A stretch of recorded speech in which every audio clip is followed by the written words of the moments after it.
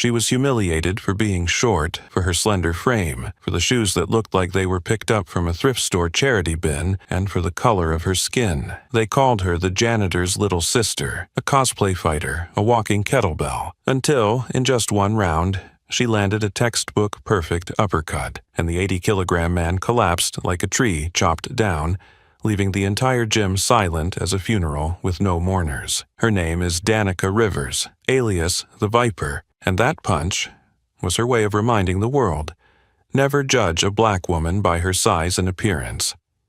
This is Danica Rivers, a young black girl, her dark brown eyes hidden beneath her hair, tied neatly in a low bun. She wears a faded white t-shirt, the hem torn lightly on both sides. Her old boxing shorts hang a size too large for her slender body, loosely secured around her waist with a fraying drawstring. Her sneakers, if they ever had color, now only show cracks and emit a soft squeak every time she steps onto the shiny wooden floor. She carries an old brown canvas bag, its strap frayed at the edges, some stitches coming undone in spots, but her grip on the strap is firm, unwavering. Every step she takes is sure, as if she's walking towards something familiar, not lost.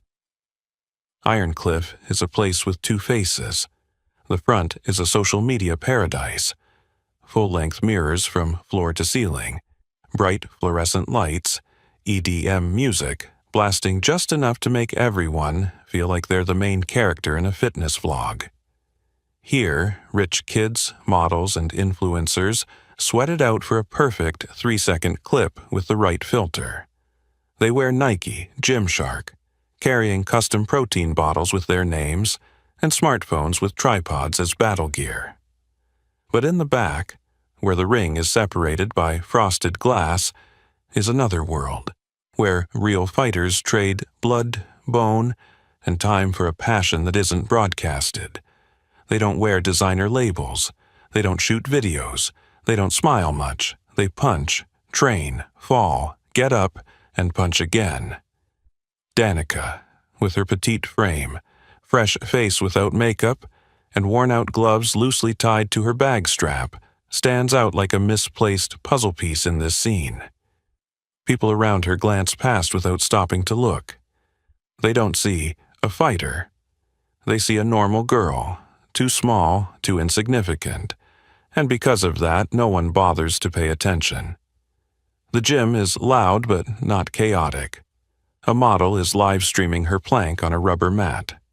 A group of rich kids are posing by the ab crunch machine, and a few trainers are adjusting their clients' poses for the one-and-done shot. And Danica? She moves slowly, quietly, as if the world around her has nothing to do with her. Her eyes quickly scan each corner of the room, not searching for anyone but to map out the space. Like a warrior stepping into the enemy's den, concealing all emotion. Her gaze, deep, sharp, but discreet, is like a blade hidden in an old leather sheath. She doesn't take a deep breath to calm herself because she's not afraid, but people won't see that. They'll only see a black girl in old sneakers, with a cool, almost indifferent look in her eyes. In a place where arrogance is cast in mirrors, lights, and six-pack abs, was there room for someone like Danica Rivers? Yes, but not the room they had planned for her. And just as Danica had predicted in silence, the atmosphere around her began to shift. Not because anyone recognized something special, but because her presence hit the most sensitive nerve of this place, the pride of those who had never truly fought. At the polished front desk under the bright LED lights, Chase Monroe stood, head bent over the trial sign-up sheet.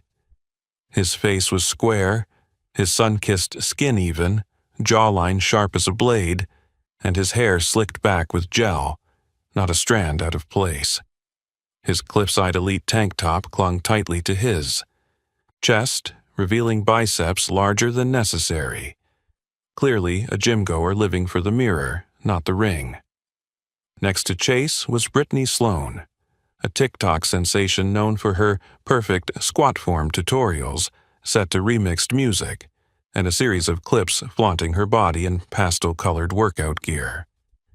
At that moment, she frowned, holding her phone close to her face, muttering, "Ugh, the lighting today is weird.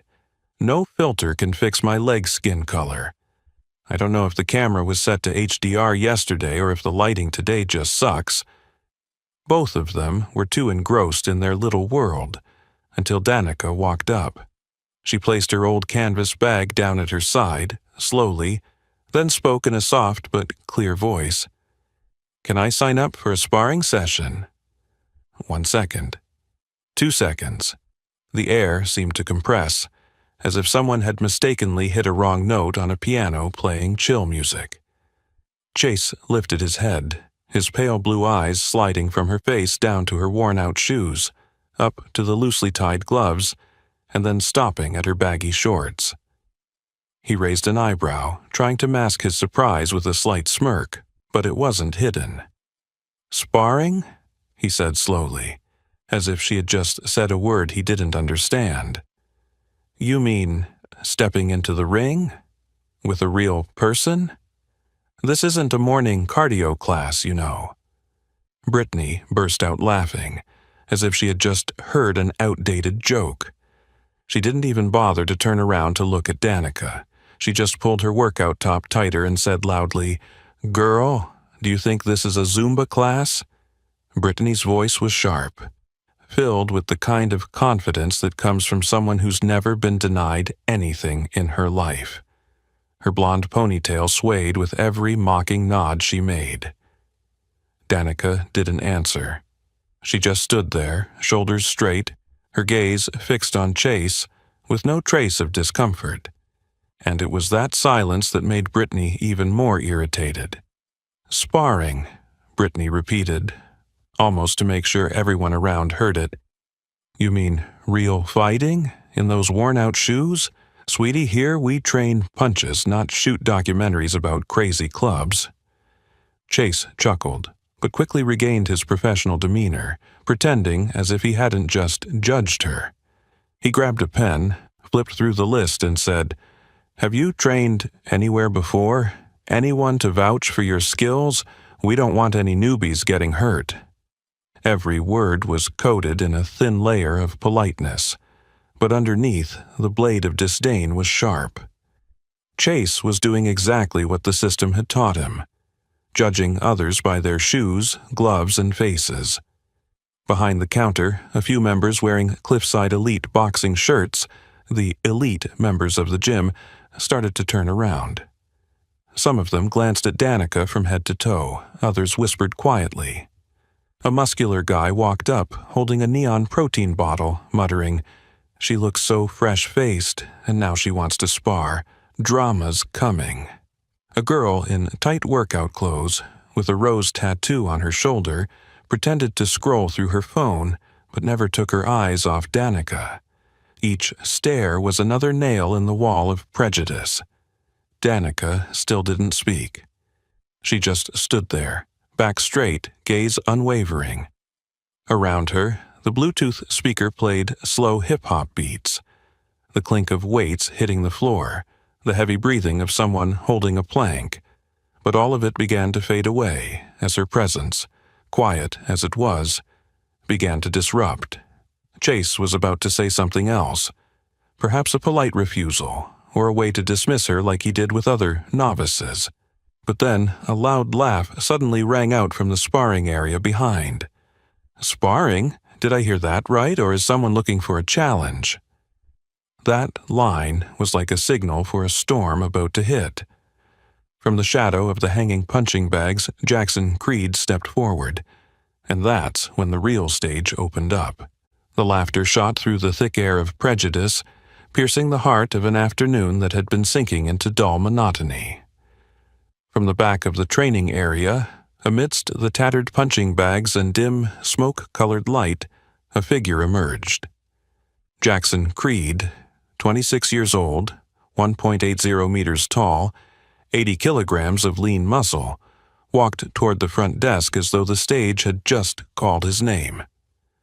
The fluorescent lights touched his glistening brown skin, shining from the body shimmer oil he'd applied before training, reflecting like aluminum foil.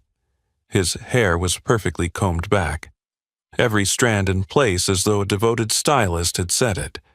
His red and black Viper X limited edition boxing gloves were casually draped over his shoulders.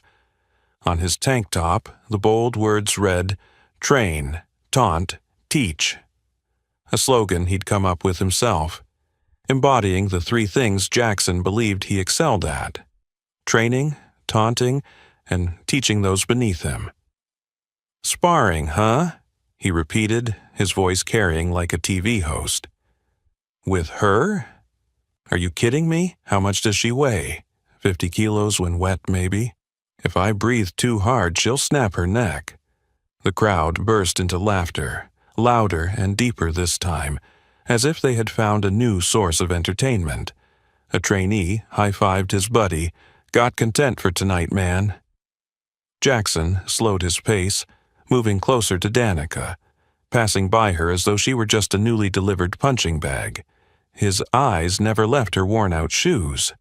His lips curled into a smile, as if all he needed was a slow-motion camera to capture that smile for TikTok.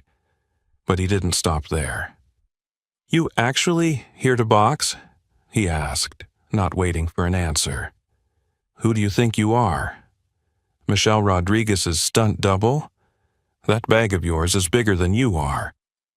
Laughter erupted from the group wearing Cliffside Elite workout gear, the gym's elite clique known for three things: money, followers, and arrogance. A muscular man in neon yellow joggers joked, "Yo, Jax, go easy on her, man. She's got a kindergarten class to clean up after this." A platinum-haired girl with a nose ring nudged Brittany's elbow. "Imagine, if that skirt rips a little more, we'll see her boxer shorts. Thrift store trend, huh?" No one stopped to ask why they were humiliating a girl just because she dared to step in. In their minds, Danica wasn't an opponent. She was a prop. The side act in the main show titled, "Jackson Creed Teaches the Newbie a Lesson." Jackson turned back to face the crowd, raising his arms like a host directing the audience. "Ladies and gentlemen, today we have a special feature. Minnie Mo is stepping into the ring to try her luck with me, Jackson Creed, the king of Ironcliff." Applause. Whistles. Phones started to rise. Some had already begun live streaming. A trainer murmured to his assistant, "Here we go with that kid's game again. If Jax hits hard enough, she'll fly off the mat." The assistant just shrugged. She might tap out early. People like this usually run away in the first 30 seconds. But Danica still didn't say a word. She looked at Jackson as if she were solving a simple equation, her gaze nothing but cold silence. No hostility, no reaction, just measurement. She was reading him. And that, exactly that, was what started to make Jackson uneasy. A villain doesn't see themselves as one. He believes he's strong, right, worthy of admiration. But what makes someone like Jackson the most uncomfortable isn't failure. It's being ignored. "Hey, why are you so quiet?" he asked, now genuinely frowning. "Scared to speak up?" Danica tilted her head slightly. Her voice was light, almost polite. "Are you ready for a round?" This time, the crowd didn't laugh. They froze. Not out of respect, but shock. A small black girl, raggedly dressed, looking directly at the guy who weighed almost twice her size and challenging him. A rare moment of silence. Then, "Damn, this girl's crazy. Who's recording? This one's gonna hit 1,000,000 views. She's doing this voluntarily, just so you know. No one's forcing her." Jackson turned to Chase, raising an eyebrow. "Sign her up, 1 round, 3 minutes. Just for fun." Chase nodded, though his lips twitched. Not because he was afraid of Danica, but because something felt off. Her eyes, her stance. It made it hard to breathe. Danica, however, only bent down to tie her shoes, worn but still sturdy. She pulled her gloves on, tightening them. No more words. She had stepped into her role. Not the newbie, not the bait, but the real fighter. The air in the room, which had just been stirred by loud laughter, was suddenly cut through by a light, effortless sentence, one with more power than any punch. Danica didn't raise her voice, nor did she step back. Her gaze remained as calm as if she were asking to borrow a pen. "Are you ready for a round with me?" A simple question. Short. Director. No drama, no arrogance.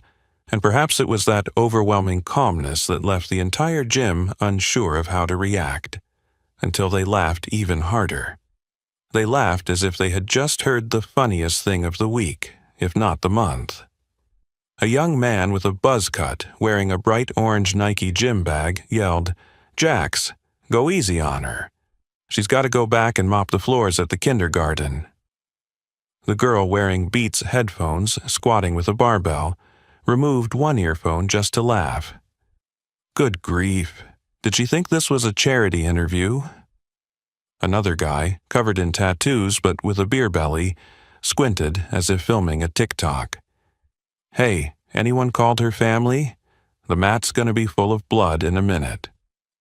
And in less than a minute, the contempt spread like mold through the air.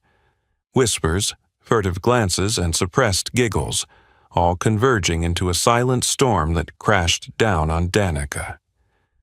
As for Jackson, it was as though he had been handed a microphone and the spotlight, so he stretched, cracked his neck theatrically, and threw in an exaggerated snap. "I'm always ready," he said, clapping his hands together as if warming up for a live stream session. "But the real question is, are you ready to be the highlight?" His voice echoed through the room, and as usual he was playing to the audience more than to his opponent. He didn't see Danica as an equal competitor. She was just a warm-up act for his performance, where he was the star.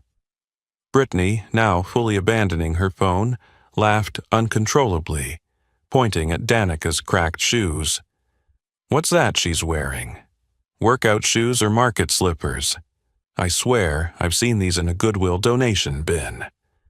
Not stopping there, she began mimicking Danica's walk, small steps, light glides, intentionally making a squeaky sound like old rubber soles, causing her fitness group to laugh like a flock of seagulls discovering their prey for the day. The mocking remarks were no longer spontaneous reflexes. They began to feel like a collective execution ritual, a cruel form of behavior wrapped in the guise of a gym joke. Danica remained silent. No retort, no turning back. She didn't throw a single word back. She simply bent down, tightening her gloves. A simple action, but done with an almost strange precision, like an artist tuning a cello before a performance. In a secluded corner near the punching bags, Marcus Reed, veteran coach and former Muay Thai fighter, narrowed his eyes as he watched. He didn't laugh, he didn't film. He just observed how Danica moved her wrists, how she adjusted the gloves with practiced ease, and then he studied her eyes. Not eyes filled with fear, but eyes that had learned how to lock away every emotion. He turned to whisper to a young trainer beside him. "She's not just anyone." "Why? She looks like she's about to cry?" "No," Marcus answered slowly. "She's about to teach this whole group a lesson." At the center of the mocking circle, Danica stood tall. Ahead was the ring. Behind her was an entire room waiting to see her fail. And in between, only her worn gloves, and something no one here had, the will to survive real failure. She didn't need to say anything more, because her eyes had already spoken for her. "Go ahead, keep laughing. Just one round, then you'll be silent forever." And just as the challenge, devoid of any dramatic flair, had been issued, the room slowly quieted. though not out of respect, but out of curiosity, eager to witness a comedy of their own making. Chase Monroe, the one holding the sparring sign-up sheet, initially considered ignoring it, as he had done with dozens of others who weren't worthy of stepping into the ring. But under the gaze of the crowd, the phones live-streaming from 3 different angles, and Jackson's eyes that seemed ready to explode, he reluctantly took the pen and slowly wrote, Danica. Rivers. 1 round, 3 minutes. Chase's handwriting was slightly slanted, the strokes firm as if he were writing out his own doubt. In the distance, Tony Masters, the head coach of Ironcliff, was wiping sweat from his neck with a thin white towel. Tony, over 50, with a face lined with wrinkles and a forehead weathered from years of shouting encouragement at his fighters, saw everything. He heard every word. But right now, he didn't intervene. Instead, he slowly approached Danica as she tied her gloves. His voice was rough and low, like the sound of embers burning. You just need to survive, you hear me? If you feel off, just wave to stop. No one will judge you. The words sounded kind, but beneath them was the taste of suspicion disguised as pity, a false protection for someone he considered weaker. Danica didn't answer. She didn't nod.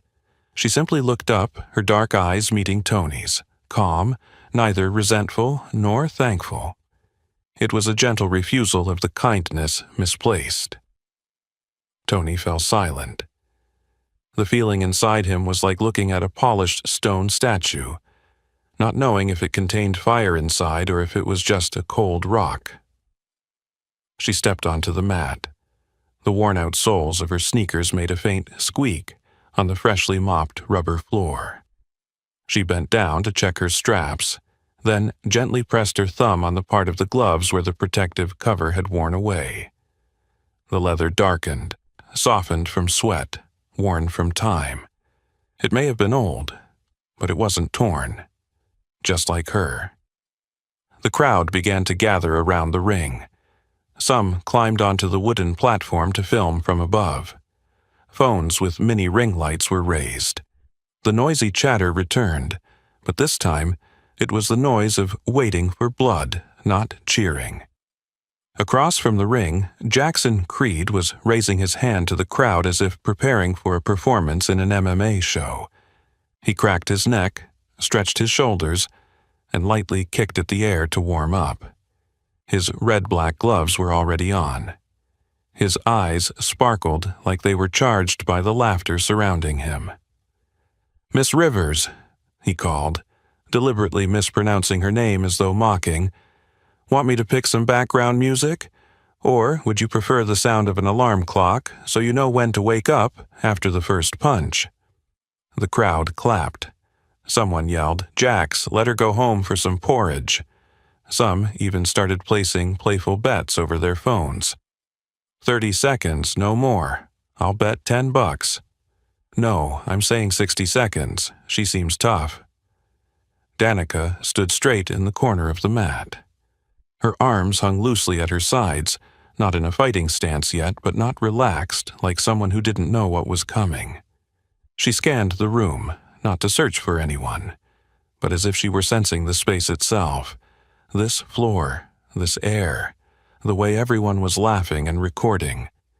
She had seen it before, not in a gym, but in a ring in the South Bronx where she had stood at 18, with a bloodied knee and a heart as hard as steel. She knew what they were thinking.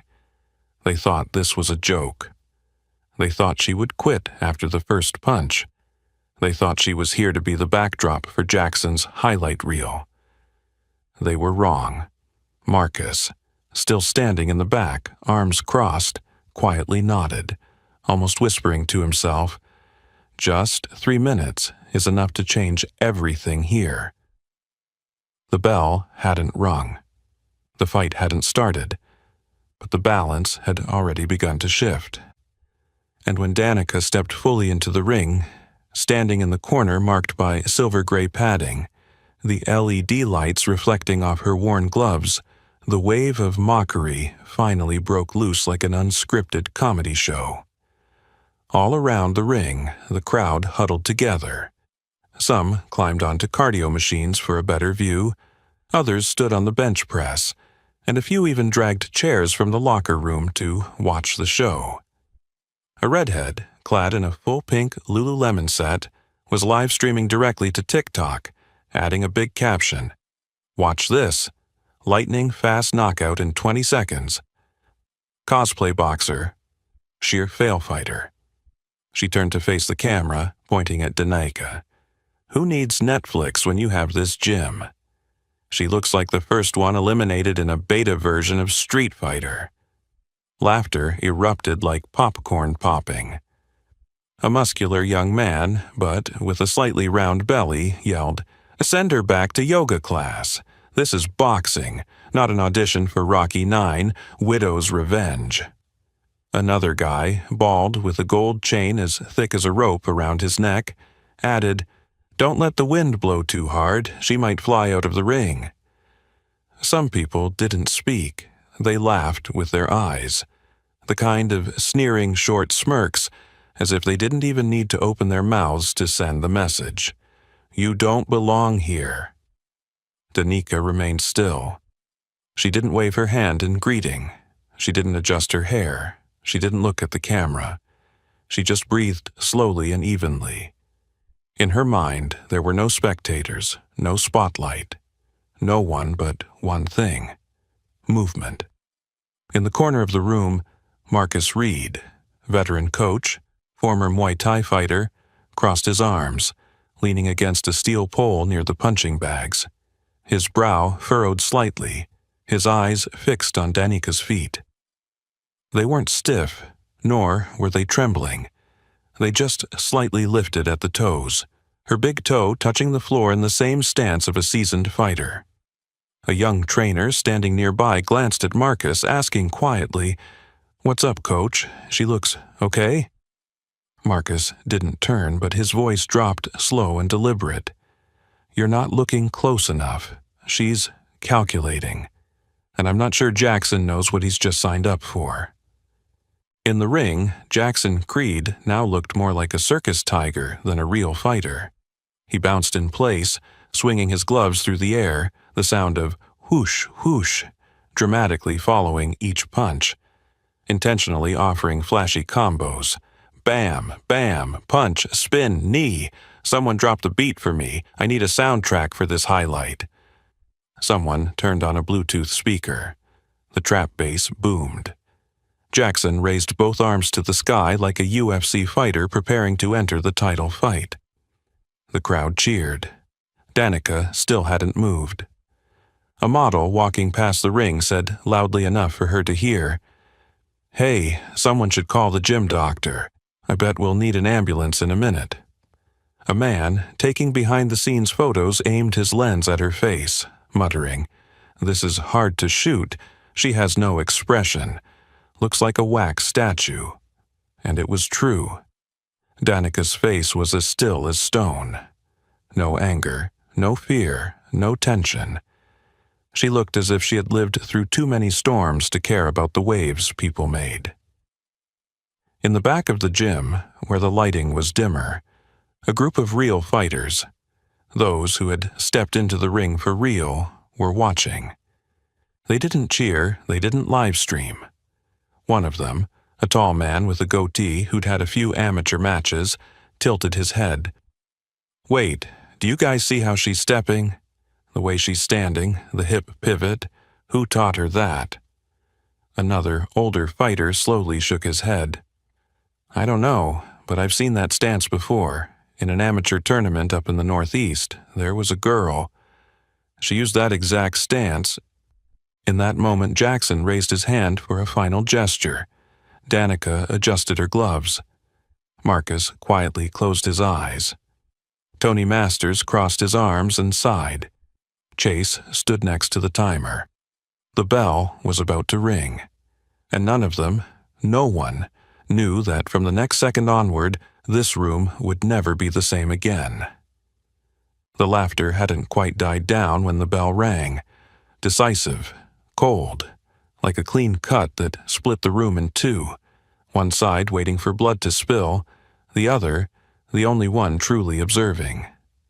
Marcus Reed, dressed in a charcoal hoodie, arms crossed, eyes never leaving the ring, whispered as if speaking to himself, "Hold on, she's not defending like an amateur.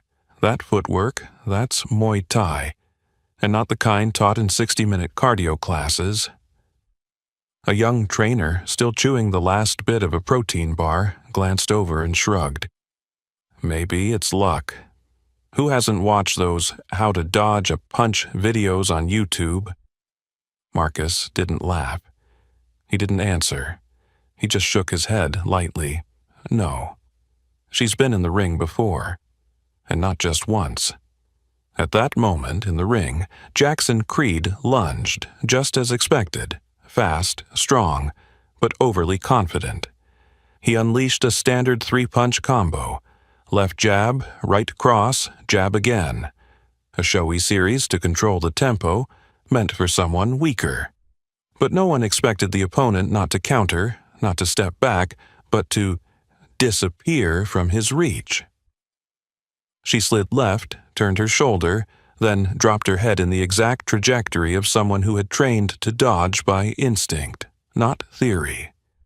Jackson's second punch sliced through the air like a machete cutting through water. Outside, some cheered, thinking he was about to land a hit, but then fell silent when they saw him miss. Again. Missed again. Danica didn't strike back, but she started to move, her steps smooth, nearly silent. Front foot leading, back foot planted. Hips dropped, left shoulder relaxed. Chin slightly tucked. The stance of someone who had once known what it felt like to stand alone amidst the referee's countdown. On the makeshift bleachers, Brittany frowned. What's she doing? Just dodging? Another girl laughed loudly. Is she ballet dancing? Or is she trying to drag out the game before she gets punched? Meanwhile, Jackson started getting frustrated. He continued punching, harder, faster, trying to corner her. But every time, just as his fist swung, Danica slid to the side like a gust of wind, quickly returning to the center with a technical hip rotation. Marcus nodded, his face tightening. Look at her feet, that's classic Muay Thai stance. She's leading him into a loop. What loop? The young trainer asked, his voice starting to get serious. The exhaustion loop. When your opponent is heavier, bigger, stronger, don't attack right away. Let him burn his energy until he's breathing through his mouth. Then strike. Inside the ring, sweat started to bead on Jackson's forehead, his gaze wavering. Not the look of someone in control anymore, but the uncertainty of a man who keeps swinging but can't land a hit, wondering, who am I fighting? Danica still hadn't thrown a punch. But the only one truly watching this match, Marcus, understood that was the strategy. No need for noise. Let the opponent get lost in the maze he'd created himself. But the others hadn't caught on. They only saw Jackson having a little trouble. One of the Cliffside elite group chuckled sharply. Talk about luck.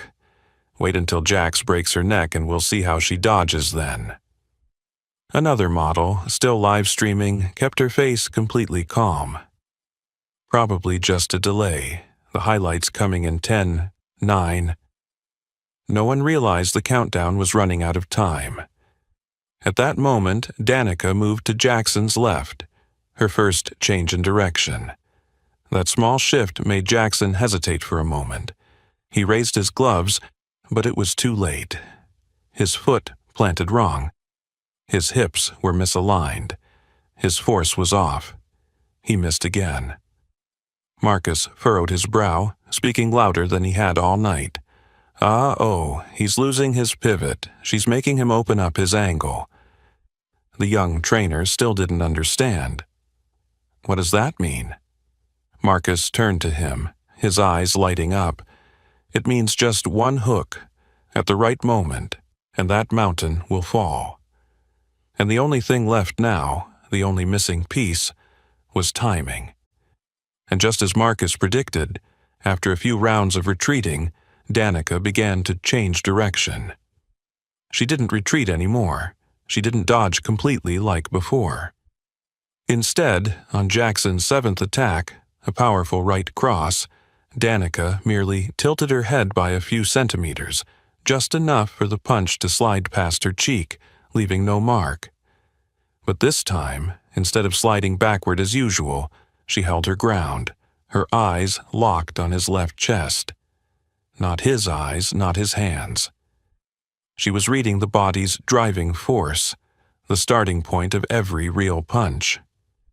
Jackson didn't realize. He only saw his opponent dodging less, and mistakenly assumed he was successfully cornering her. "Here it comes," he roared, launching a 1-2-3 combo, jab, cross, uppercut. Each punch was crude, powerful, but lacked coordination. Danica didn't strike back. She didn't need to. She slid left, then immediately pressed her right heel to the floor to rotate, forcing Jackson to turn with her. And for the third time in less than 2 minutes, his punch hit empty space. At the edge of the ring, an amateur cameraman muttered, "Why is she just dodging? Isn't she gonna punch?" A woman with a Tiffany bracelet, continuously snapping photos, grumbled, "Such a letdown. I thought this fight was gonna get bloody. Now it's just like two people dancing around each other." Of course, they didn't know what they were watching. Meanwhile, Marcus, now closer to the ropes, his eyes sharp as a razor, murmured to himself as if calculating each move on an imaginary chessboard. "She's not defending, she's controlling." "Controlling what?" the young trainer asked, his voice lowering in seriousness. "Momentum, angle, breathing, reactions. She's making Jackson redundant." Indeed, if one looked closely, Jackson was beginning to lose his form. His gloves no longer returned to protect his chin. His right heel had started to lift off the floor, a dangerous mistake when throwing a hook. And his breathing, it was becoming audible. Danica still hadn't thrown a punch, but that silence was starting to be more terrifying than any counterattack. She moved around the ring in an arc, a classic boxing technique known as cutting angles, forcing Jackson to continually pivot to chase her. That consumed more energy than any punch. In the center of the ring, Jackson was now breathing through his mouth. He knew it, but his ego wouldn't let him stop. Not with dozens of phones recording, not with his friends cheering, not with Brittany laughing hysterically by the edge of the ring. "Don't you ever get tired of running?" he yelled. Danica didn't respond. She merely glanced very briefly at Jackson's left shoulder, and as Marcus had nodded, confirming, that was the cue. "Here comes the hip rotation," Marcus said softly, almost whispering to himself. "What?" the young trainer asked. "He's about to throw a nice punch but foolish." And just as predicted, Jackson crouched, rotated his left hip, loading power into a right hook, a near-perfect hook if his opponent stood still. But Danica didn't stand still. She read that hip rotation the moment his shoulder shifted. Just before Jackson's arm could swing out, she rotated on her left heel, tilted her body, and slid one step to the side, perfectly executing a slip and counter. She didn't strike. Not yet. Jackson, off balance, faltered for a second, losing his footing, and in that moment Marcus closed his eyes. It's over now. Because for real fighters, the moment of finishing doesn't lie in the punch. It lies in the angle. And Danica only needed one angle to do it. Outside the ring, the crowd started to realize something was wrong. A person live streaming shouted, "She hasn't thrown a punch, but that guy, he looks like he's about to fall." Another person began to stop recording. The story was no longer funny. It was no longer clear who should be worried. and in the center of it all, Danica Rivers remained silent. Half of the first round had passed, but the real game had only just begun. The atmosphere in the room began to shift.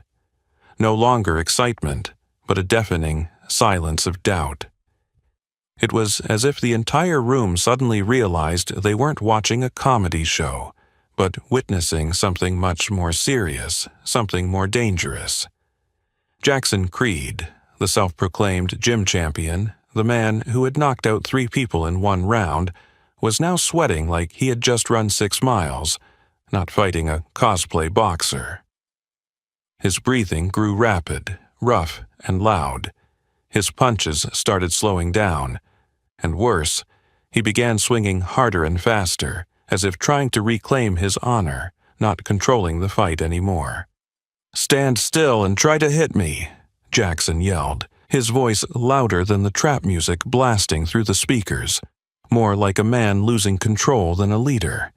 His face was flushed, not just from exertion, but from the confusion that was turning into rage. This was no longer a fight. It was a one-sided chase that he didn't know how to stop without losing face. Outside the ring, Brittany Sloan, who had previously live-streamed mocking Danica, had turned off her phone. She gripped it tightly, her brow furrowing. "Hey, is Jackson losing his edge?" Another girl, confused, asked, "Why isn't she hitting? Is she scared?" No, Danica wasn't scared. She was waiting for the right moment. Marcus stood still, his eyes following every step Danica made, nodding lightly when he saw what no one else in the room had realized. Danica had begun to change her movement trajectory. Before, she moved in arcs. Now, she was shrinking the radius. She was forcing Jackson, not with power, but with angle. This technique is called cutting the ring. Only those who fought professionally have the skill to do this unnoticed, and Danica was doing it in silence. Jackson didn't understand what was happening. He continued throwing jabs, missed, cross, missed, right hook, off balance. And each time, Danica not only dodged, but adjusted her steps to place herself closer to his front right angle. At that moment, Marcus barely pursed his lips. She's opening the right angle, making him think he's still in control. "And then what?" the young trainer whispered. "Then, she'll block him with a counter to the ribs.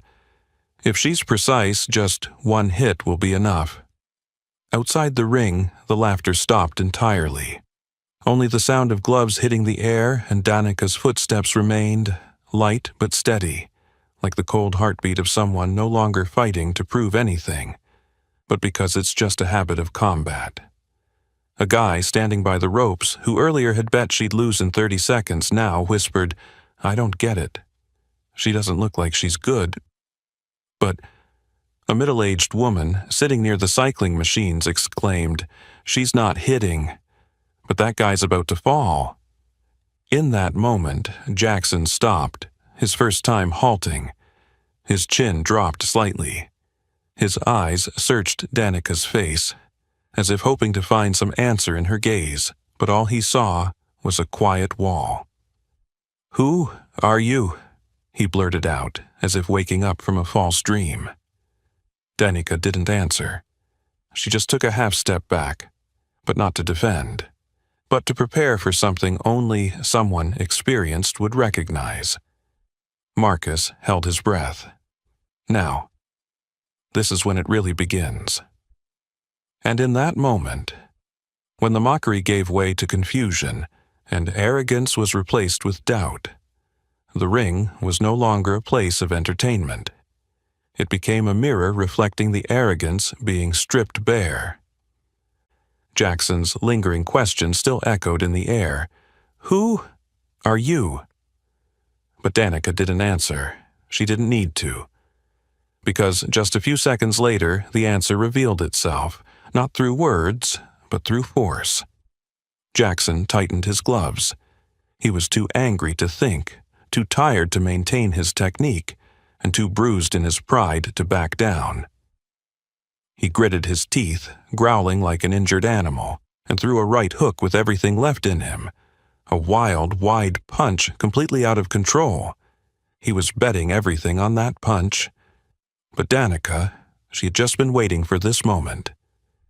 And as Jackson rotated his hips, stepping with his lead foot and opening his left shoulder to throw the punch, it was then that his chest and liver were completely exposed. A fatal mistake for any professional fighter.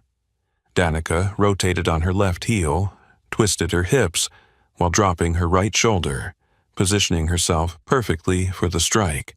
Her whole body coiled in an instant, like a tightly wound spring, then exploded in a clean, perfect left hook, as cold and precise as a firing squad.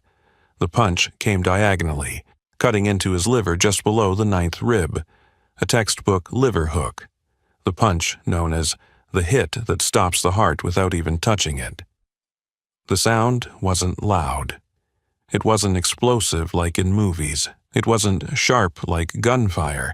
It was heavy, deep, a dull thud like a hammer hitting wet wood. The kind of sound only those close to the ring could truly understand. And then, Jackson Creed stood still for a moment, as if he couldn't believe what had just happened. His mouth opened to gasp for air, but no air could enter his lungs. He raised his hand, not to protect himself, but as if trying to grab something slipping beyond his reach. Control. Then he collapsed, not falling backward, not like a soldier hit by a bullet.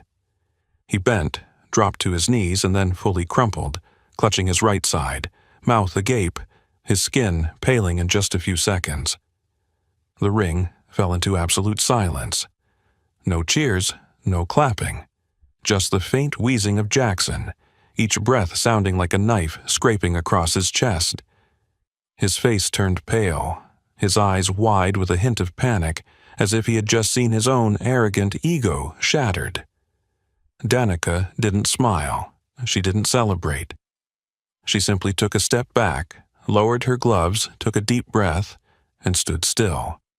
Her face unchanged, no emotion. But the light reflected on the faint scar under her chin, the scar that everyone once mocked, now the only sign left of what they could never understand. In the corner of the ring, a coach jumped from his seat, quickly climbing over the ropes, rushing to Jackson's side. "Don't let anyone touch him. Check his breathing first. His liver. That's definitely a clean liver hook." A few fitness models stood frozen. Some raised their hands to their mouths. Others lowered their phones, their faces pale. Brittany stood still, like stone, lips pressed tightly, her eyes locked on Danica as if, for the first time, she was truly seeing her. From the stands, Marcus whispered, "Perfect." A young trainer turned to him. "Oh my God, that punch." Marcus nodded. "Textbook liver hook. No mistakes. Clean, fast, no wasted power. That's not a punch from an amateur." And perhaps the scariest thing wasn't the punch. It was the way Danica walked away from it, as if she had never touched anyone. No triumph, no mockery, not a word.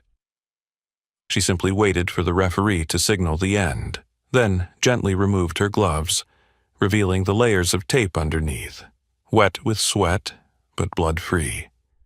The gym remained in utter silence. No one clapped.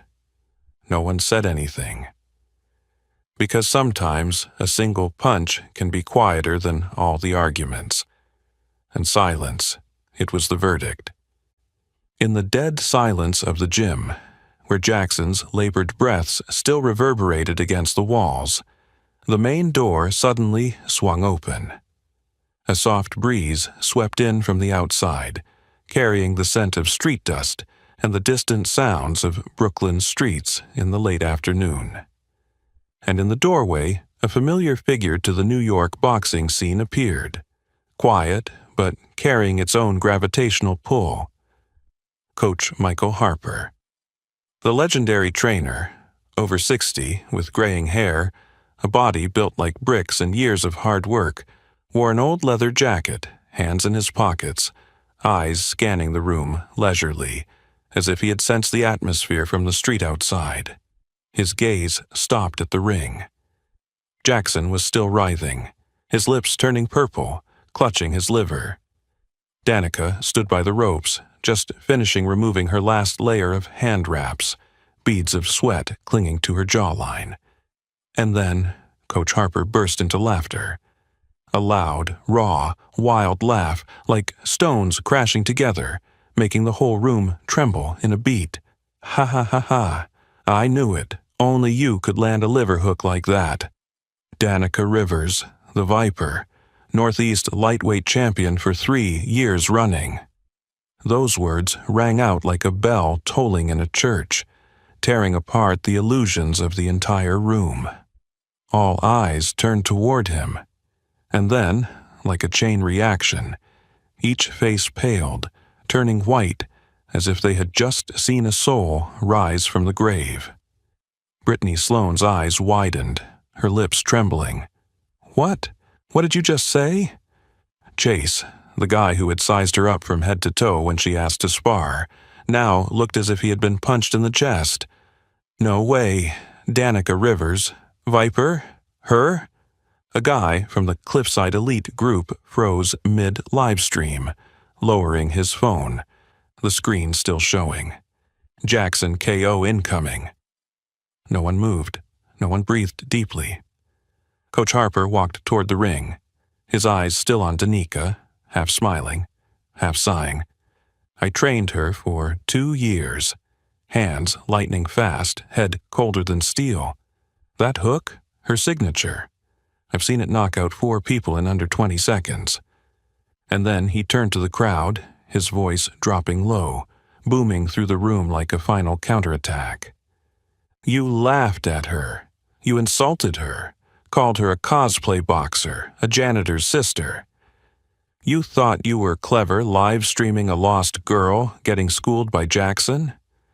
But you just mocked a real champion, someone who stood in rings in Newark, Philly, Queens, and never once went down. No one in the room dared to speak. A female trainer whispered to the person next to her, as if afraid Danica might hear. I remember. I saw her name on a women's bracket back in 2020. But then she just disappeared. Coach Harper nodded. She disappeared because of a knee injury. Everyone thought she was retiring. But today, looks like she just wanted to remind you all that. Sometimes, the thing you underestimate the most is the last thing you want to face. All the phones were now lowered. All the smiles vanished. The shame became the air. It seeped into every lung, every muscle, every reddened eye from embarrassment. In the ring, Danica only glanced at Harper, briefly, like a greeting, and then turned away. No arrogance, no shyness, just a warrior who had completed her part. And she left the room with one name only, Danica Viper Rivers, a name no one would dare speak with laughter again. Coach Harper's words, decisive, no shouting, still echoed like the final verdict. A verbal hook aimed directly at the inflated egos dressed in designer labels and virtual followers. He stood in the middle of the empty floor, arms uncrossed, shoulders straight, eyes scanning each face, each gaze searching for a way to avoid the truth. You laughed at her. Just because she's small, black, wearing old clothes, and doesn't have followers on social media. You called her a joke, a cosplay boxer, a janitor's sister, and her. His voice dropped, but was as sharp as a blade. She just taught you all a lesson in humility with a single punch. One punch. No one moved. Brittany Sloane, who had been the first to laugh out loud, now had her head lowered, her face pale, lipstick faded from trembling lips. Her hand still gripped her phone, but the screen had been off for a long time. Chase Monroe, the trainer who had mocked Danica with a dismissive glance, now stood still beside the front desk. His eyes were fixed on the registration book, where the name Danica Rivers still lay, like an indelible piece of evidence. And Tony Masters, the head coach who had patted her shoulder with pity and said, "Just survive, kid," was now standing against a column, his head lowered, hands clasped together. Not out of fear, but out of shame. "I let this happen," he whispered, "right in my own gym." Coach Harper wasn't paying attention to him. He looked at the Cliffside Elite group, those faces who had cheered when Jackson entered the ring, who had clapped when Danica was called a cosplay boxer, now standing withdrawn, like defeated souls with no need for a punch. "This isn't just about boxing," Coach Harper continued, his voice even, like reading an indictment. "This is about how you look at others, how you judge them by their worn shoes, old gloves, skin color, and silence. And Danica? She doesn't need to threaten anyone. She doesn't need to prove anything. She just does what none of you have learned to do, know when to stay silent, and when to strike."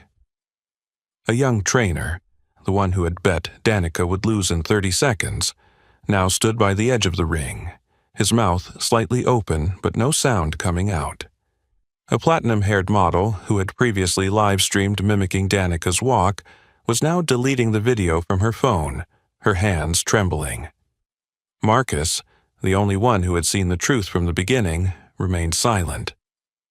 But his eyes showed a deep, unspoken respect. "I told her," Coach Harper said more quietly, almost like reminiscing, that she could go further than anyone else in her weight class if she kept her head clear. And today, she didn't just keep her head, she kept her dignity. The room was heavy as lead. Each person in it was being reflected in a harsh mirror.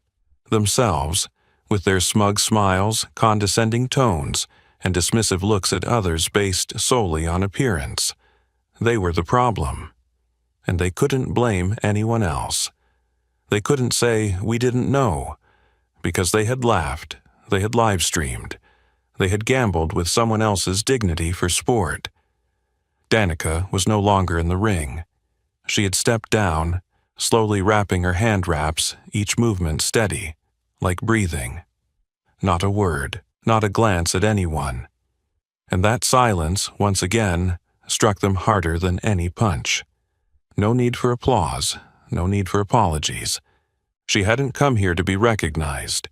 She had come to remind them that arrogance without skill is just an empty shell waiting to crack. In a room that had just experienced the collective collapse of pride, it was the silence that became the clearest voice. Danica Rivers said nothing. She simply leaned forward slightly, removing the last of her gloves, the worn leather stained with sweat, but still intact, just like her. With a neat motion, she pulled off the wraps, folded them carefully, and tucked them into her old canvas bag. No one spoke. No one asked. No one dared to apologize. Because they understood, none of them deserved an answer. She turned, walking past each one of them, the ones who had mocked, who had ridiculed, who had filmed, who had bet on her failure like a cheap amusement. Each step Danica took was another crack widening in the mirror of self-satisfaction that filled the room. No one dared to stop her. No one dared to look her in the eye.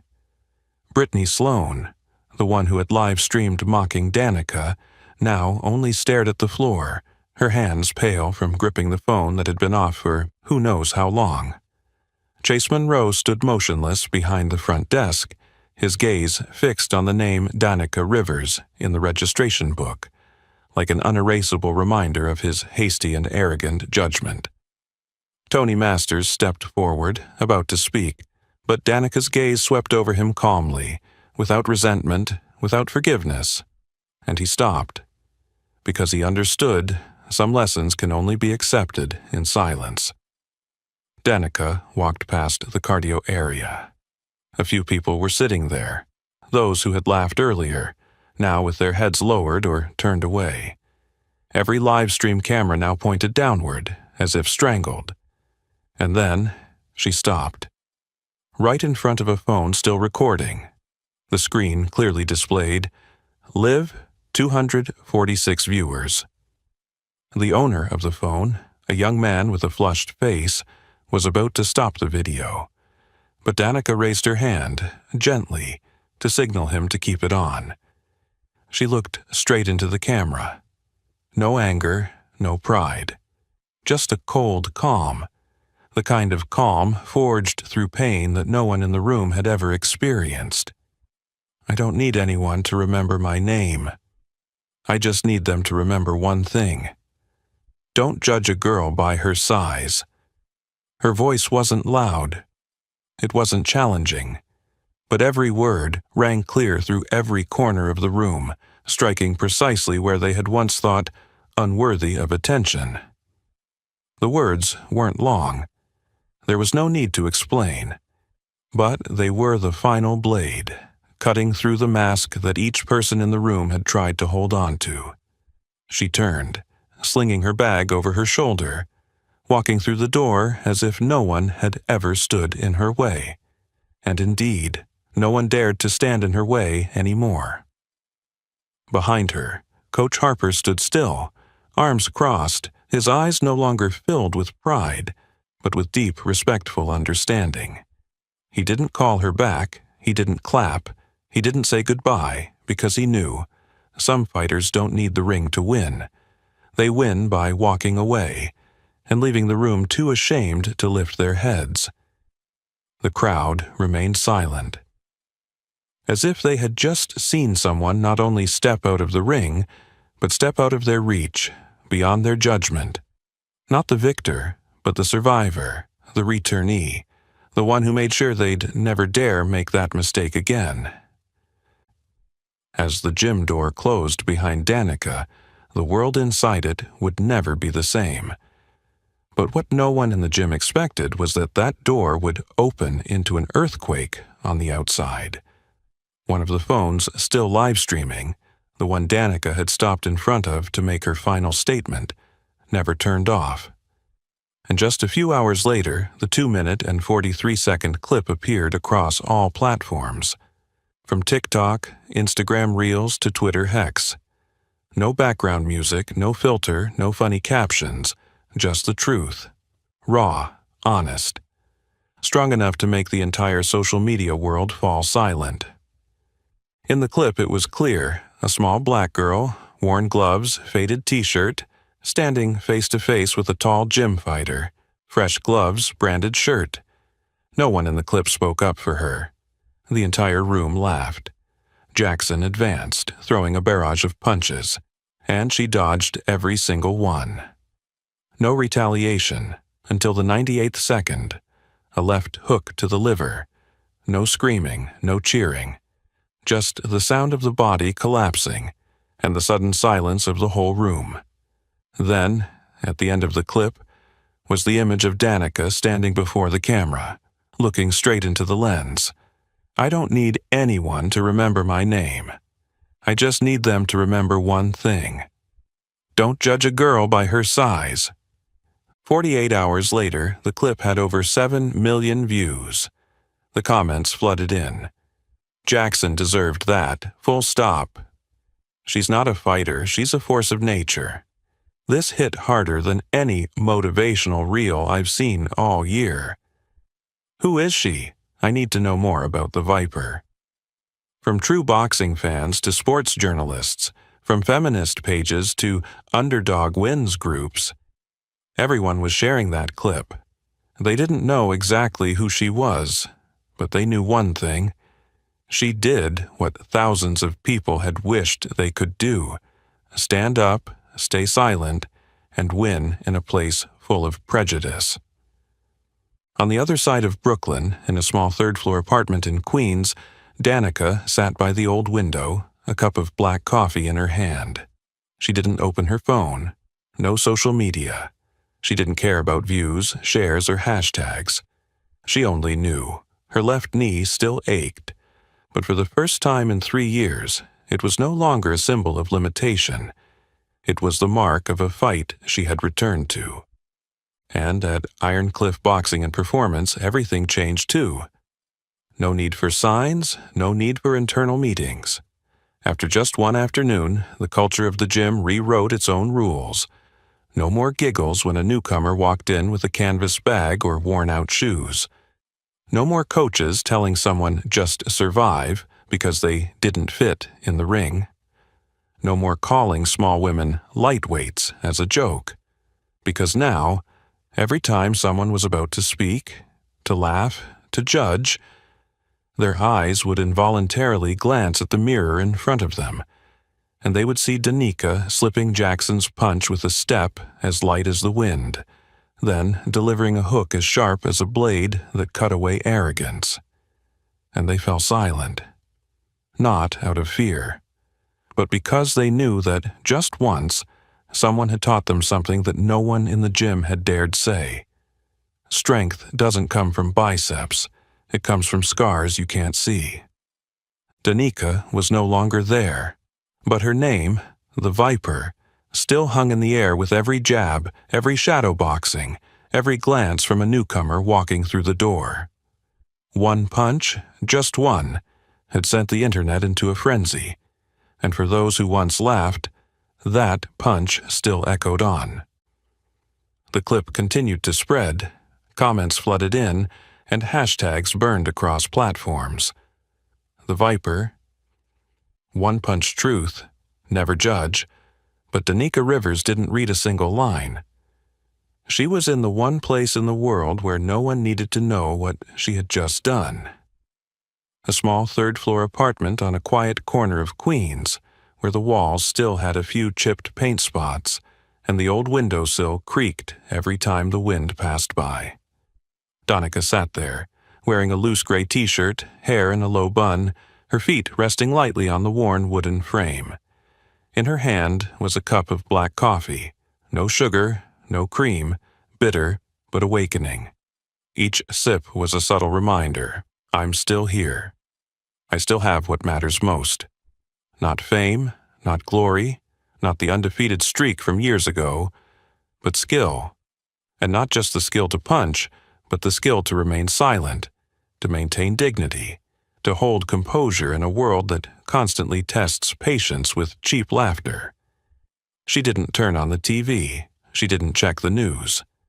On the wooden shelf, her old gloves, now hung up. The left glove had a new scratch, the outer leather peeling where she had landed the liver hook on Jackson. No polish, no glass frame. But to her, it was the mark of something deeper than a win. That punch wasn't to teach Jackson a lesson. It was to remind herself, I'm still here. She lightly touched the scar under her chin. The scar that someone once mocked as the fall when cleaning floors. Number. It was from a sparring match when she was 19, elbowed in the ribs because she wasn't wearing face gear. One of those training sessions where she left with bandages around her head but came back the next morning. She had been through that and survived. So, yesterday at Iron Cliff, when the whole room laughed, when the lights flashed on worn shoes and torn gloves, she didn't see injustice. She only saw an opportunity, a way to test. After all these years of silence, after the knee injury, after the night she woke up from dreams of a broken leg in round 3, did she still have what made her different? And now she knew she still did. No microphone, no stage, no title. She didn't need anyone to remember her name, because names are just sounds. She wanted them to remember the punch, the way the whole room went silent in an instant, and no one dared turn their back without seeing themselves in it.